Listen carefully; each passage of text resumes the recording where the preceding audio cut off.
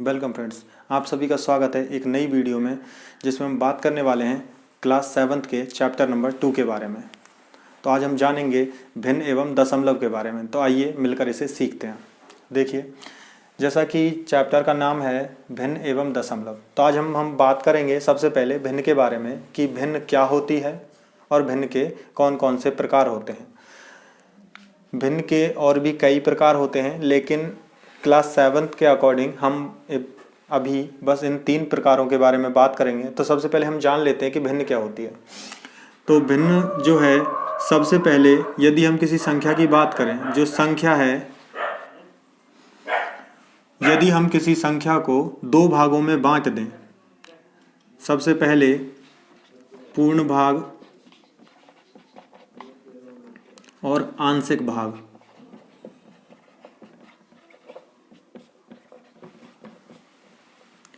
पूर्ण भाग जो है वो संपूर्ण संख्या कहलाती है और आंशिक भाग उस संख्या के कुछ टुकड़े कहलाते हैं। जब हम इन दोनों ही भागों को एक साथ लिखते हैं तो भिन्न का निर्माण होता है। वो कैसे? जैसे मान लीजिए हम एक भिन्न लिखना चाहते हैं जो है a/b। यहाँ पर जब हम जो a लिख रहे हैं इसे अंश कहा जाता है और जो अंश है वो आंशिक भाग होता है।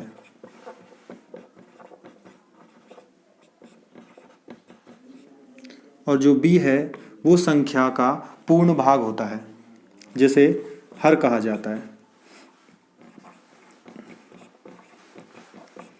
इसमें हम कुछ ऐसे इस प्रकार से समझ सकते हैं, यदि हम एक वस्तु लें या कोई संख्या हो और उसके हम कुछ टुकड़े कर दें, तो संख्या के किए गए टुकड़े में से जो टुकड़ा हम काम में लेंगे वो उसका अंश कहलाता है।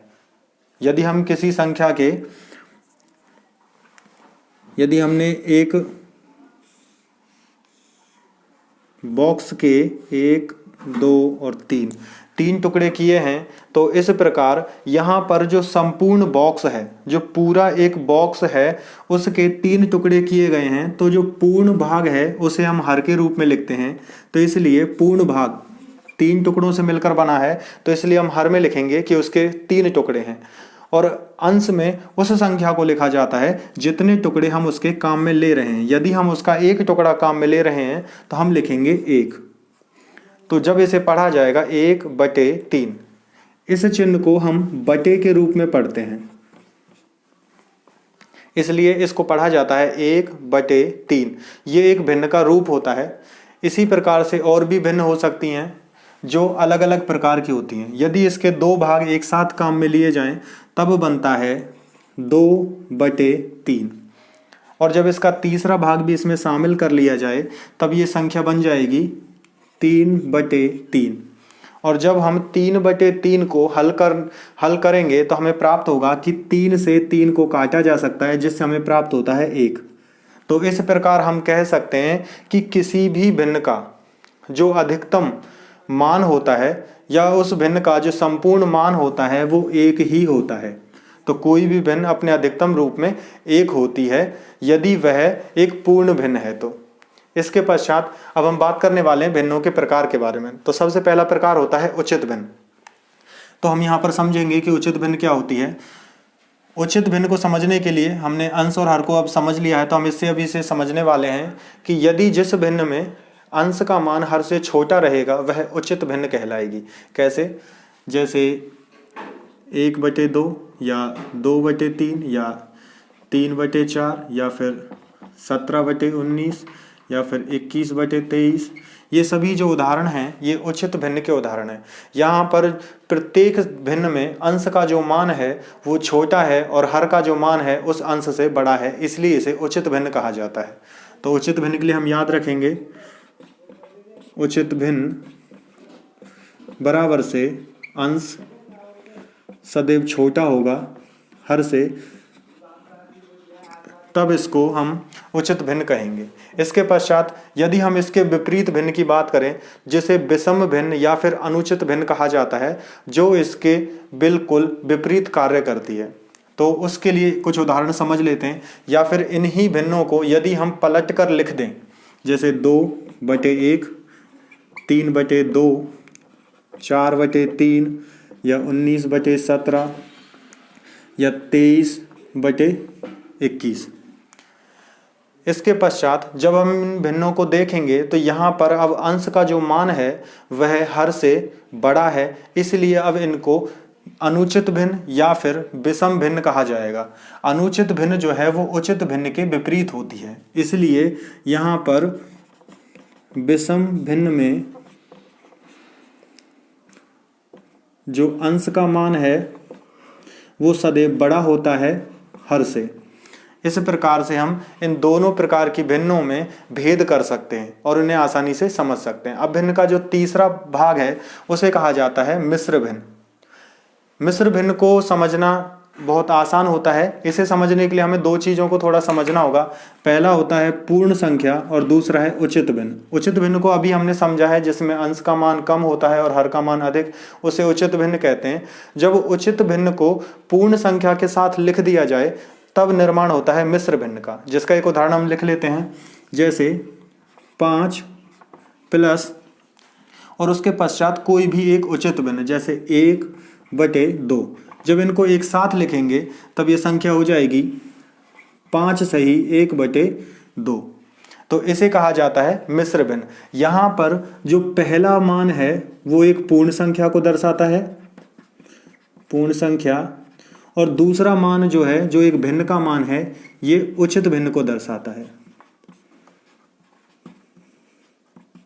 तो इस प्रकार निर्माण होता है मिश्रित भिन्न का, जिसमें हम पूर्ण संख्या और उचित भिन्न का निर्माण करते हैं, तब ये कहलाती है मिश्रित भिन्न या मिश्र भिन्न।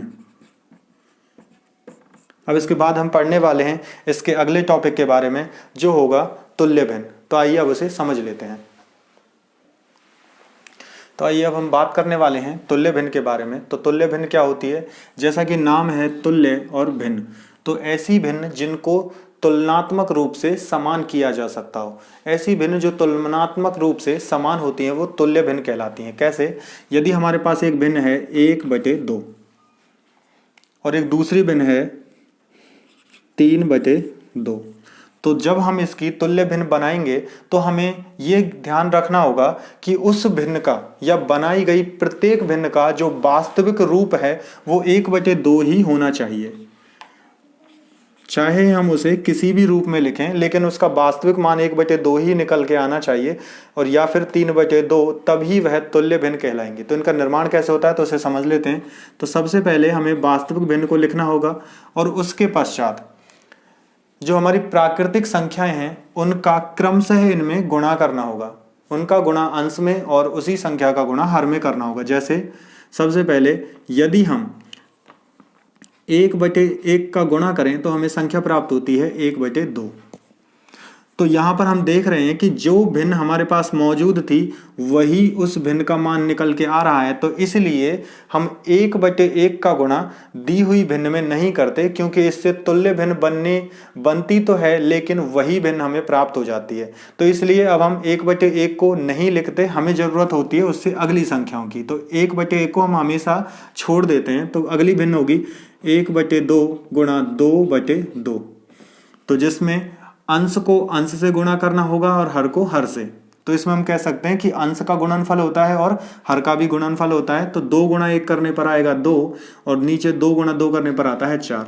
तो इनकी 1/2 है, इसकी पहली जो तुल्य भिन्न है वो प्राप्त होती है हमें 2/4। इसके पश्चात यदि इसकी और दूसरी अगली तुल्य भिन्न निकालनी हो हमें, तो हम लिखेंगे 1/2 गुणा, हमने 2/2 का गुणा किया था, अब हम गुणा करने वाले होंगे 3/3 का। तो 3/3, तो हमें संख्या प्राप्त होगी। अंशों का गुणनफल करेंगे और हर का भी गुणनफल। तो 1 गुणा 3 करने पर प्राप्त होगा 3, और 2 गुणा 3 करने पर प्राप्त होगा 6। तो अगली हमारे पास जो तुल्य भिन्न आई है वो है 3/6। अब हम प्राप्त दोनों तुल्य भिन्नों को ध्यान से देखें तो ये जो तुल्य भिन्न है ये 2/4 और इधर 3/6। तो यहाँ हम देख सकते हैं कि 2/4 को दोनों ही संख्याओं को 2/4 की दोनों ही संख्याओं को 2 से काटा जा सकता है। तो जब इसको हम 2 से काटते हैं तो 2 से 2 को 1 बार काटा जा सकता है और 2 से 4 को 2 बार। तो हमें वास्तविक रूप में अब जो भिन्न प्राप्त होती है वो होती है 1/2। और ऐसा ही हम यहाँ आगे करके देखेंगे 3/6 में दोनों ही संख्याओं को 3 से काटा जा सकता है, तो यहाँ आएगा 3 से 3 में भाग देने पर 1 और 3 से 6 में भाग देने पर 2। तो यहाँ पर भी हमें प्राप्त होती है संख्या 1/2। तो इस प्रकार हम कह सकते हैं कि किसी भी भिन्न से बनाई गई उसकी तुल्य भिन्न जो है उसका वास्तविक मान 1/2 ही होता है, लेकिन उसे हम किसी प्राकृतिक संख्या से गुणांक के रूप में लिखते हैं, तब वो भिन्न जो है वो हमारी तुल्य भिन्न कहलाते हैं। एक और उदाहरण इसके लिए समझ लेते हैं। जैसे 3/2 गुणा 2/2 बराबर हमें संख्या प्राप्त होगी 3 गुणा 2 करने पर 6, 2 गुणा 2 करने पर 4, 6/4 होगा। इसके पश्चात इससे अगली संख्या लिखेंगे, तो 3/2 गुणा 3/3 बराबर से 3 गुणा 3 करने पर 9, 2 गुणा 3 करने पर 6। और इसके बाद यदि इससे अगली हमें तुल्य भिन्न निकालनी हो तो 3/2 गुणा 4/4। तो इसको हम लिखेंगे 3 का गुणा जब हम 4 से करेंगे तो हमें प्राप्त होगा 12/2 का गुणा 4 से करने पर प्राप्त होगा 8। तो इस प्रकार से हमें 3 तुल्य भिन्न प्राप्त होंगी। तो हमें इसमें एक चीज और याद रखनी होगी कि जब हम 2 का गुणा कर रहे हैं तो हमें पहली तुल्य भिन्न प्राप्त होती है, जब हम 3 का गुणा कर रहे हैं तो हमें दूसरी तुल्य भिन्न प्राप्त होती है। तो इस प्रकार यदि हमें सवाल में पूछा जाए कि हमें 3 तुल्य भिन्न निकालनी है तो हमें उससे एक अधिक संख्या तक की संख्याओं से दी हुई भिन्न का गुणा करना होगा, तब जाकर हमें निश्चित संख्या में जितनी सवाल में पूछी गई हैं तुल्य भिन्न प्राप्त होंगी। तो इस टॉपिक में बस इतना ही। अब हम बात करेंगे अगले टॉपिक की, तो आइए देखते हैं। तो आइए अब हम बात करने वाले हैं अगले टॉपिक के बारे में, जो है भिन्नों के गुणा व भाग।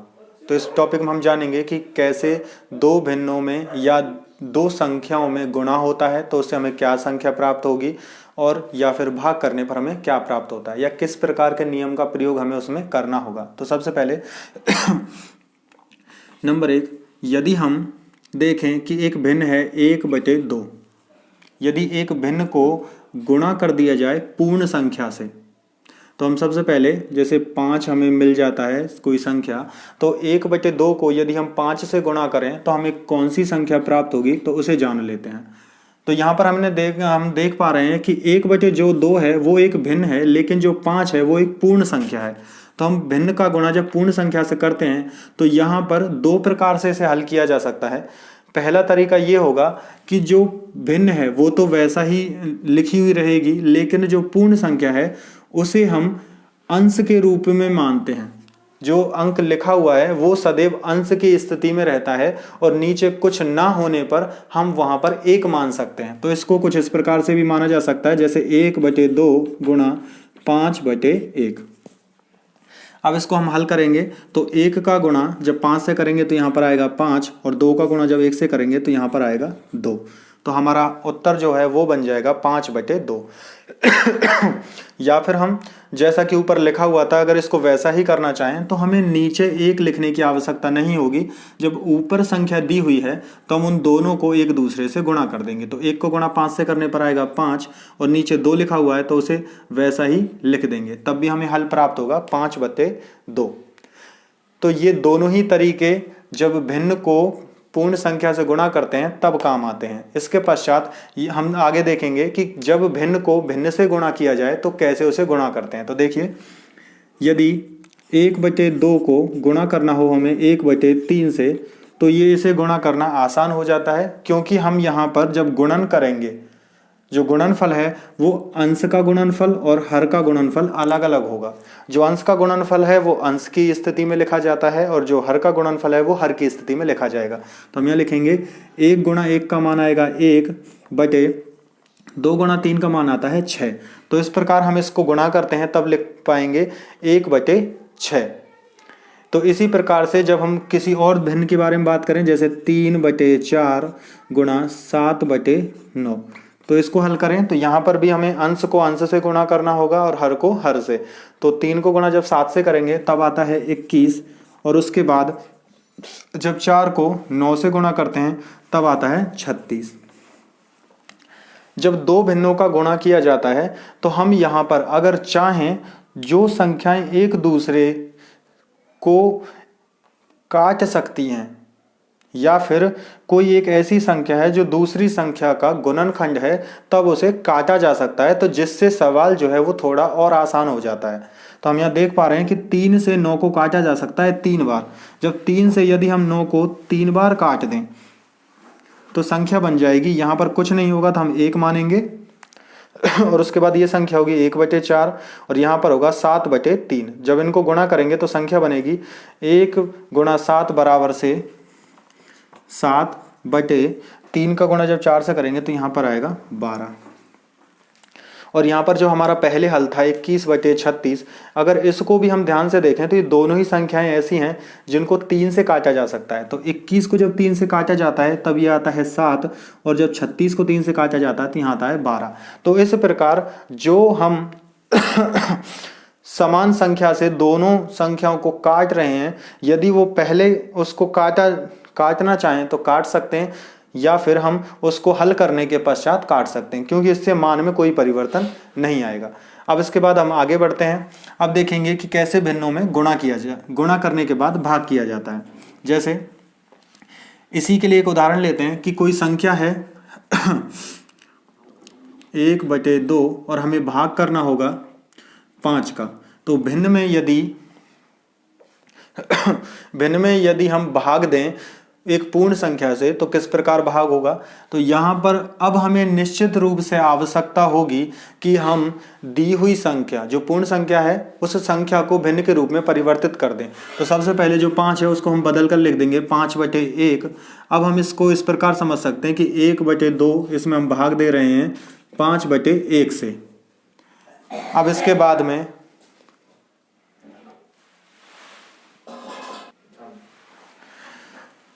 भिन्न के इस रूप को, जैसे 1/2 भाग 5/1, अब इसे हम लिखेंगे। इसके पश्चात अब हम यहाँ कह सकते हैं कि दोनों ही तरफ भिन्न दी हुई हैं।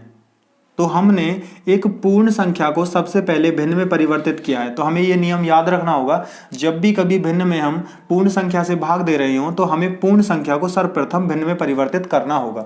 तो हमने सबसे पहले इसको भिन्न में परिवर्तित किया है। उसके पश्चात अब हमें यहाँ पर भिन्न के एक प्रकार को समझना है जो कहलाता है व्युत्क्रम भिन्न।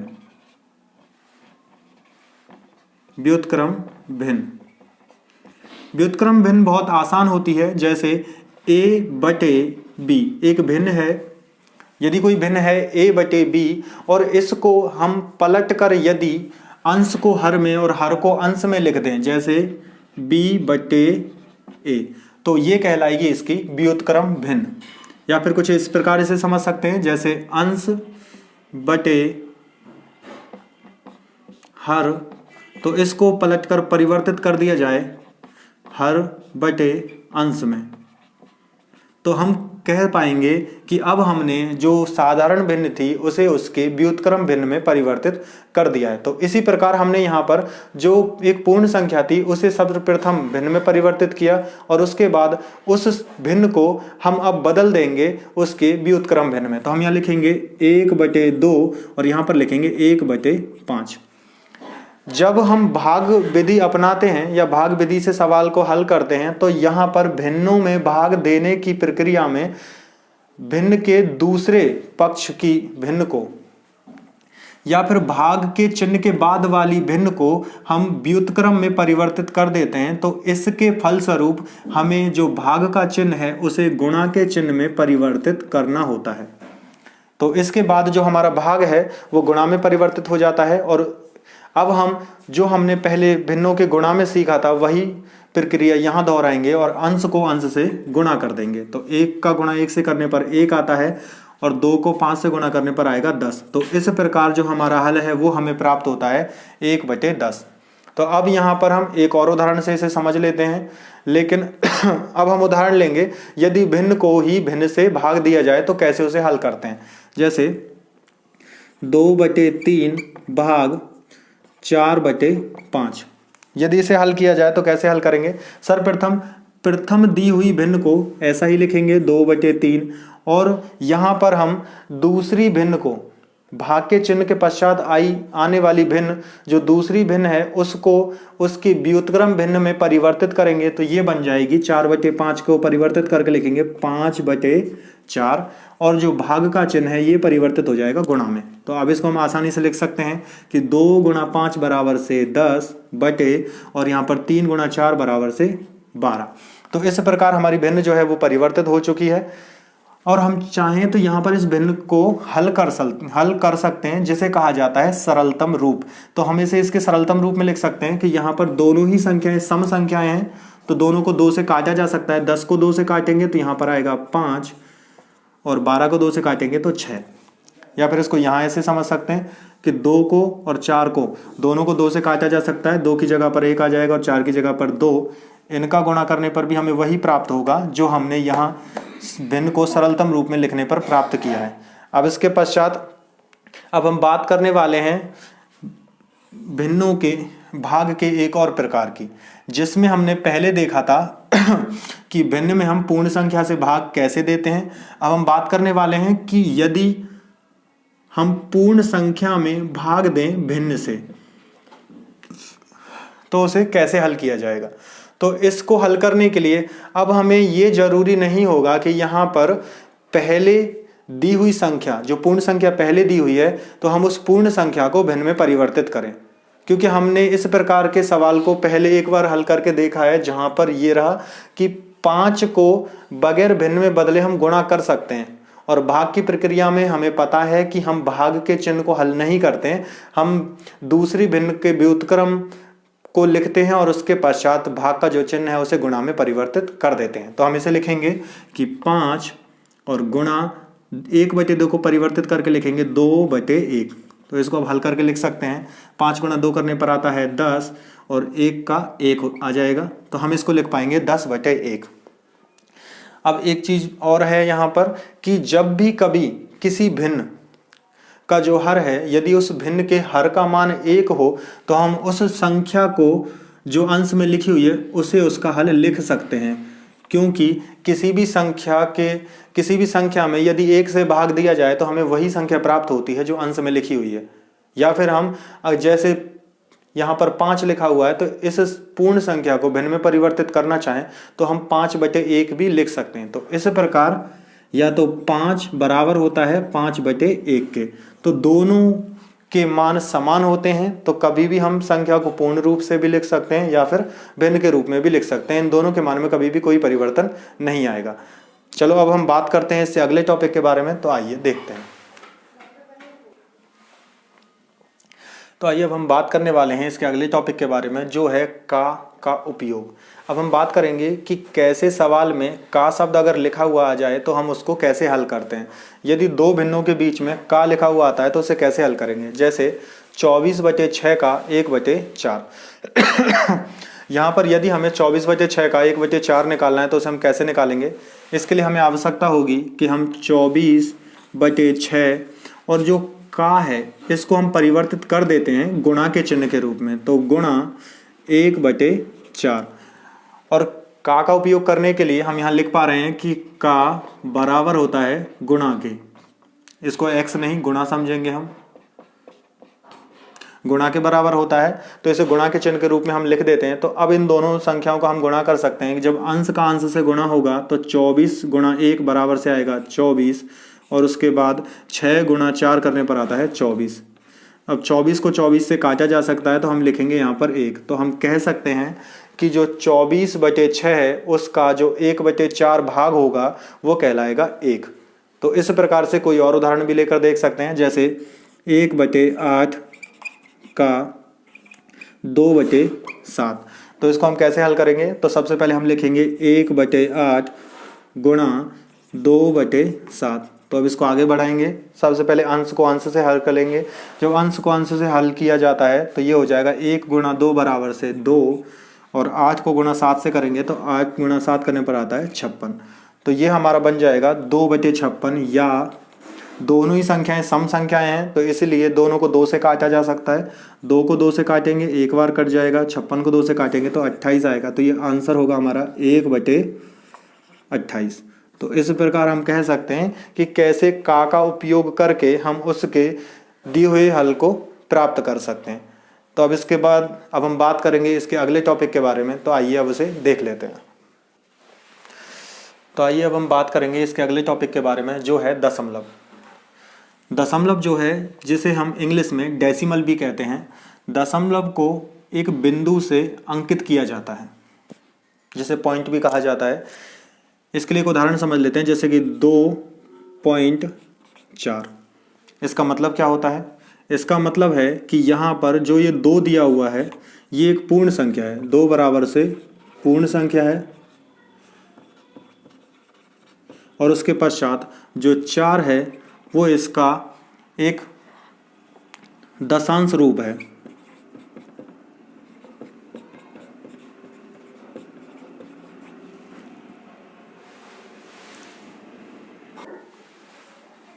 यहाँ पर जो दशांश है, दशांश का मतलब होता है 10वां भाग।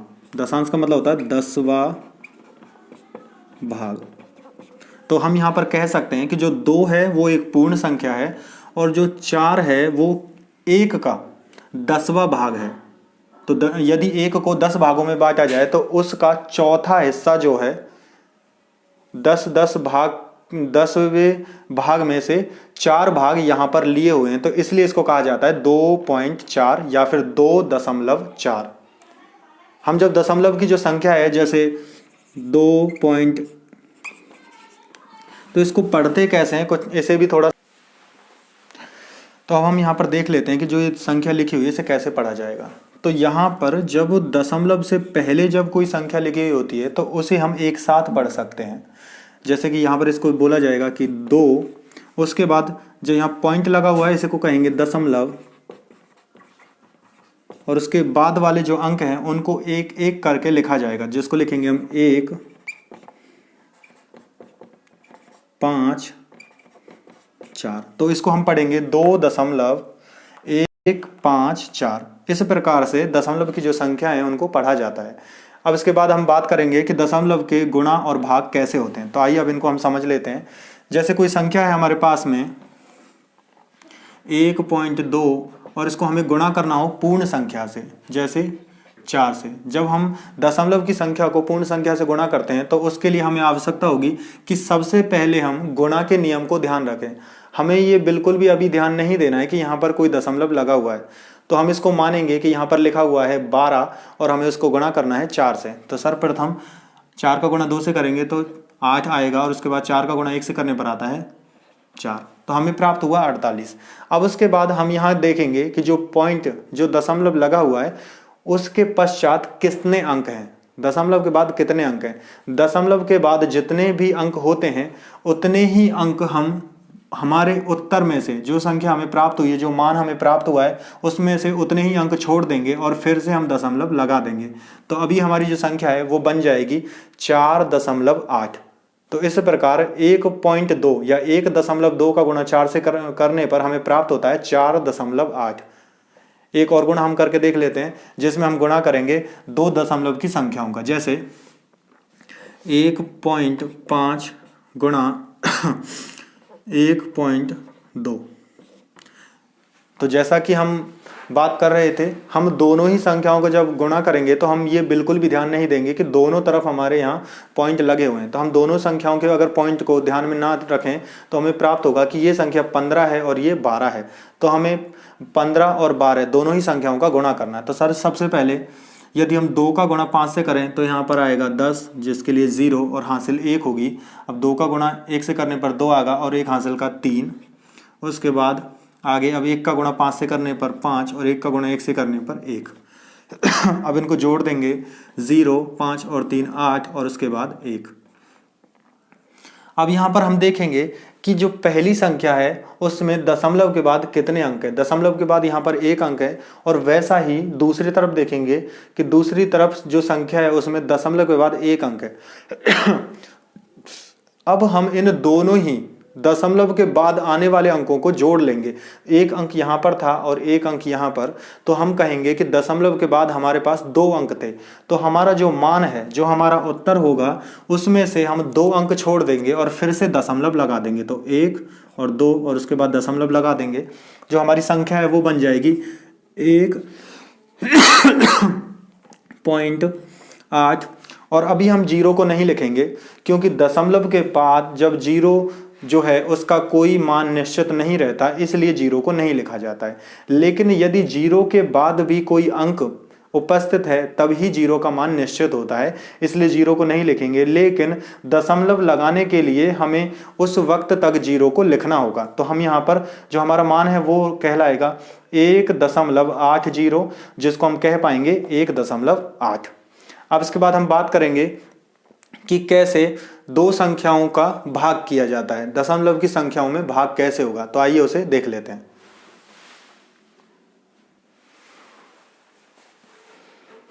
तो अब हम बात करने वाले हैं कि कैसे पूर्ण संख्या, यदि कोई संख्या हमारे पास है 5 और उसमें हम भाग दें यदि दशमलव की किसी संख्या से जो है 1.5, यदि हम 1.5 से भाग दें 5 में तो किस प्रकार से उस भाग को करेंगे। तो सबसे पहले इसके लिए हमें आवश्यकता होगी कि दोनों ही जो संख्याएं हैं या तो उनको हम दशमलव में रखें या फिर उनको हल करने के लिए हम भिन्न में परिवर्तित कर दें, क्योंकि भिन्न को हल करना और भी आसान हो जाएगा। तो हम यहाँ लिख सकते हैं, इसको 5 को लिखा जा सकता है 5/1 या फिर इसको हम 5 भी रहने दे सकते हैं और भाग का चिन्ह लगाएंगे। उसके बाद 1.5 है इसमें से हम दशमलव को हटाकर हम यहाँ लिख पाएंगे 1/5/10, क्योंकि यहाँ पॉइंट के बाद एक अंक है तो इसीलिए हम नीचे जब साधारण संख्या 1.5 जो है इसको हम 1.5/1 भी लिख सकते हैं। तो इसी के लिए जब पॉइंट के बाद एक अंक है तो पॉइंट को हटाकर अगर एक अंक है तो हम नीचे 1 जीरो लगा देंगे, अगर 2 अंक होते तो हम नीचे 2 जीरो लगाते। तो इसलिए हमने यहाँ पर 1 के बाद 1 जीरो लगा दिया है, तो ये संख्या बन गई है 15/10। अब हमें भाग करना होगा कि हम 5/1 भाग 15/10 और भिन्न दोनों तरफ हमें भिन्न प्राप्त हो चुकी हैं। तो इसके लिए अब हम भाग का जो नियम है, भिन्न के लिए जो भाग का नियम है वो यहाँ पर हम काम में लेंगे। उसके लिए हमें क्या करना होगा कि भाग के चिन्ह के पश्चात उपस्थित दूसरी भिन्न को उसके व्युत्क्रम में परिवर्तित करेंगे और उस भाग के चिन्ह को गुणा में। तो देखिए 5/1 गुणा 10/15। अब इसके बाद हम यहाँ पर लिखेंगे कि 5 जो है वो 15 को 3 बार काट सकता है, तो हम इसको इससे काट देंगे। उसके बाद अब हम यहाँ लिख सकते हैं 10/3। हम चाहें तो इसको और भी हल कर सकते हैं, या तो 10/3 इसको भिन्न के रूप में रहने दें या फिर इसको हम दशमलव में परिवर्तित कर सकते हैं। दशमलव में यदि इसे परिवर्तित करें तो इसका मान होगा, हमें 3 से 10 में भाग देना होगा, तो सबसे पहले भाग जाएगा 3 बार, फिर उसके बाद दशमलव, और फिर जब इसमें भाग देंगे तो ये भाग 3 बार लगातार चलता ही रहेगा। तो इसलिए इसका जो मान है वो 3.3333 इस प्रकार से चलता ही रहेगा। इसके पश्चात अब हम बात करने वाले हैं अगले भाग की, जो होगा, पहला भाग था किसी पूर्ण संख्या में दशमलव वाली संख्या से भाग देना। अब दूसरा भाग होगा जिसमें हम दशमलव वाली संख्या में जैसे 1.5 में भाग देंगे पूर्ण संख्या से। तो इस भाग को करने के लिए हम चाहें तो भाग का जो चिन्ह है इसे भी बटे के रूप में मानकर इस संख्या को कुछ इस प्रकार परिवर्तित कर सकते हैं, जैसे 1.5/5, या फिर जैसा हमने इस सवाल को किया था हम इसे वैसा भी परिवर्तित कर सकते हैं, जो होगा 1/5/10, ये हो जाएगा 15/10 और भाग 5/1। अब हम दोनों को ही हल करके देखें दोनों तरफ, तो इन दोनों का मान समान होगा, क्योंकि दोनों को लिखने का तरीका अलग अलग जरूर है लेकिन दोनों को हल करने का तरीका समान होगा। तो देखिए, यदि हम इसको हल करना चाहें तो हम यहाँ पर देखेंगे 1.5/5 लिखा हुआ है, यहाँ पर पॉइंट के बाद एक संख्या है, तो हम पॉइंट को जब हटा देंगे तो यहाँ पर एक जीरो आ जाएगी, तो ये संख्या बदल जाएगी हमारी 15/50 में। और दोनों ही तरफ की जो संख्या है वो 5 और 0 के अंक के रूप में है, जिससे हम कह सकते हैं कि दोनों ही संख्या 5 से विभाजित हो सकती है। तो 5 से 15 को और 5 से 50 को जब हम विभाजित करेंगे तो ये आएगा 3/10। और उसके बाद में हम यहाँ पर एक जीरो हमारे पास उपस्थित है हर के रूप में, हर में जब 10 लिखा हुआ है तो 10 से जब 3 में भाग देंगे तो जैसा हमने पहले यहाँ किया था कि पॉइंट को हटाकर एक जीरो लगाया था, तो हम इसको विपरीत दिशा में भी ले जा सकते हैं कि जीरो का हटाकर हम पॉइंट लगा सकते हैं। तो हम यहाँ लिखेंगे 0.3। लेकिन यदि किसी संख्या से पूर्व पॉइंट या दशमलव लगा दिया जाए और उससे पहले कोई भी अंक उपस्थित ना हो तो हमें वहां पर जीरो को लगाना होता है। तो हमारा जो मान है वो बदल जाएगा 0.3 में। अब इसके बाद इसे हल करके देख लेते हैं। तो यहाँ पर ये लिखा हुआ है 15/10 और जो भाग का चिन्ह है इसे हम गुणा में परिवर्तित कर देंगे। जो 5/1 भिन्न है इसके व्युत्क्रम 1/5 को यहाँ पर हम लिख लेंगे। अब इसके बाद हम यहाँ देख पा रहे हैं कि 5 को 15 से काटा जा सकता है, वो हो जाएगा 3। तो यहाँ पर संख्या में प्राप्त होगी 3/10। और जैसा कि हमने 3/10 के लिए यहाँ पर किया था वैसे ही हम यहाँ लिख सकते हैं कि जीरो को हटाकर हम 3 में भाग देंगे, 3 में 0.3 से पहले पॉइंट लगा देंगे तो यहाँ पर आएगा 0.3। तो दोनों ही तरफ मान समान आ चुका है। तो इस प्रकार से यदि किसी दशमलव वाली संख्या में किसी पूर्ण संख्या से भाग दिया जाए तो उसे इस प्रकार से हल किया जा सकता है।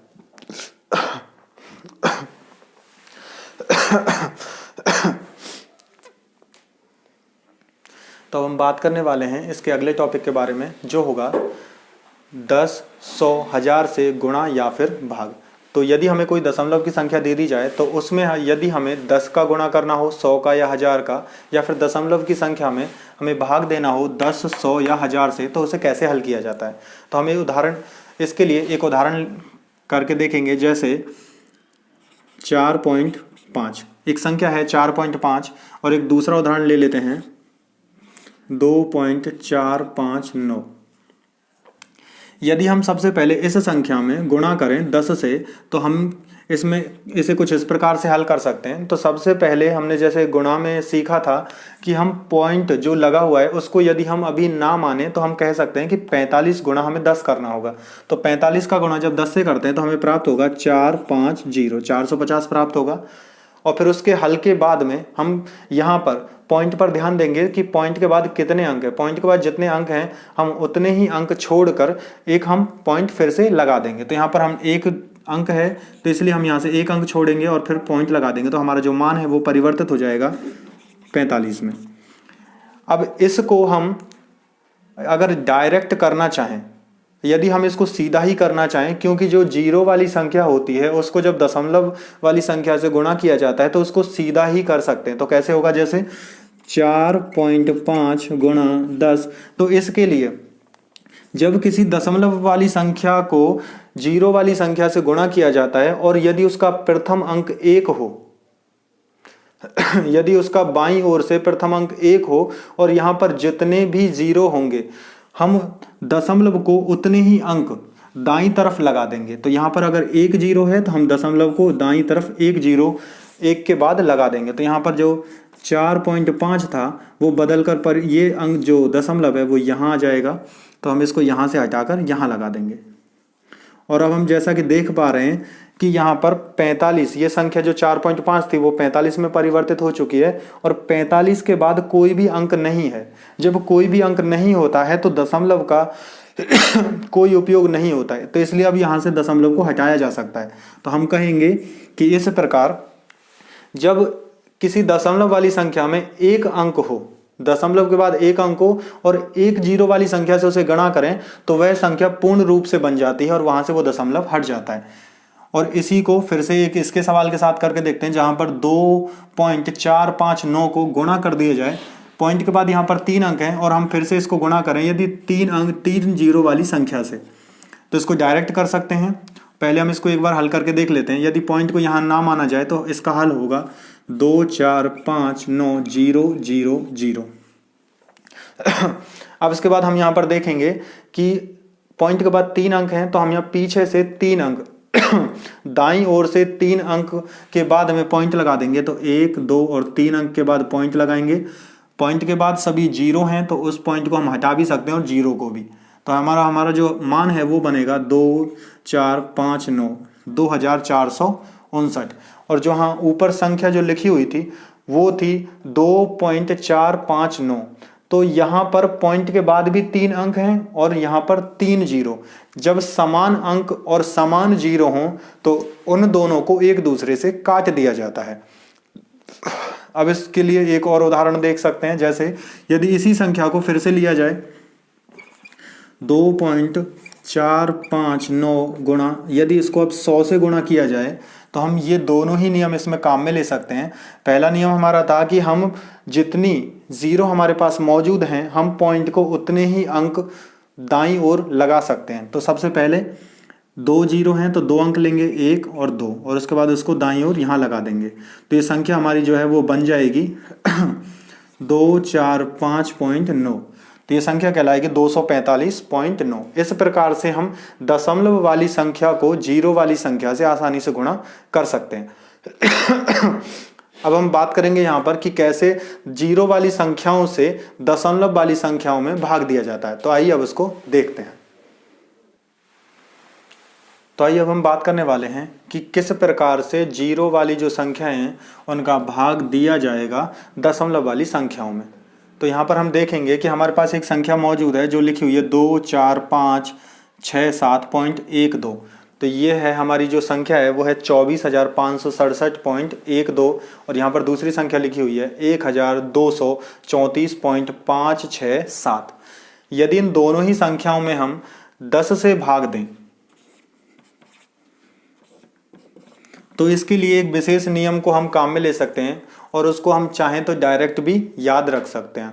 क्योंकि इनका बाईं ओर से पहला अंक 1 है, इसका मतलब है कि हम यहाँ पर जो जिस संख्या से भाग देने वाले हैं वो है 1, और 1 से जब किसी भी संख्या में भाग दिया जाता है तो हमें मान में वही संख्या प्राप्त हो जाती है। तो इस कारण से यहाँ पर जो मान है वो हमें यही संख्या प्राप्त होगी, लेकिन जीरो की वजह से जो परिवर्तन आएगा वो हमारे इस सवाल को हल करने में मुख्य भूमिका निभाता है। और वो क्या होगा, जब गुणा हम कर रहे थे तब हमने ध्यान दिया कि हम पॉइंट को दाईं ओर बढ़ा देते हैं, लेकिन जब हम उन्हीं संख्याओं से भाग देते हैं जो हमारा पॉइंट है वो बाईं ओर बढ़ जाता है।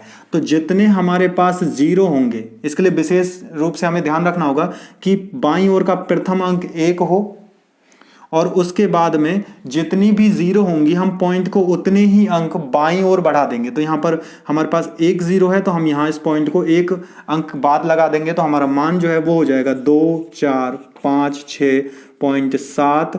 और अब पॉइंट यहाँ जब हमने लगा दिया है तो यहाँ से ये पॉइंट अब हट जाएगा, तो ये बनेगा 7, 1 और 2। तो ये हमारी संख्या कहलाएगी। अब इसके बाद ऐसा ही हम यहाँ पर कर सकते हैं, या फिर हम इसको 100 के उदाहरण के साथ करके देखें। तो ये कुछ इस प्रकार से होगा कि 1 से जब हम इसमें भाग देंगे तो मान यही होगा। उसके बाद अब 2 जीरो हैं हमारे पास, तो हम पॉइंट को 2 अंक के बाद 3 और 4 जो ये दोनों अंक हैं इनके बाद लगा देंगे, इसको यहाँ लगाएंगे, तो ये संख्या बन जाएगी 1, 2 और पॉइंट 3, 4, 5, 6, 7। तो हमारी जो संख्या है वो बन जाएगी 12.345667। तो इस प्रकार से हम 100 का भी भाग इसमें कर सकते हैं। यही प्रक्रिया 100 के बाद 1000, 10,000, लाख, 10 लाख सभी के लिए एक तरह से ही काम करेगी। यदि यहाँ पर कोई एक विशेष स्थिति ऐसी हो, जैसे 1.2 भाग